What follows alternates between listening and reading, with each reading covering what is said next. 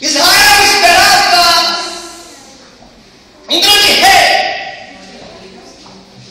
E é sobre o rei que eles esperavam que eu quero trazer em poucas palavras, em poucos minutos que me fora dado.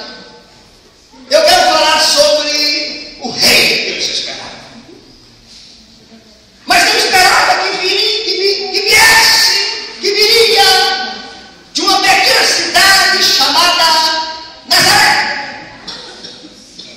Queridos, de acordo com o dicionário da nossa língua portuguesa,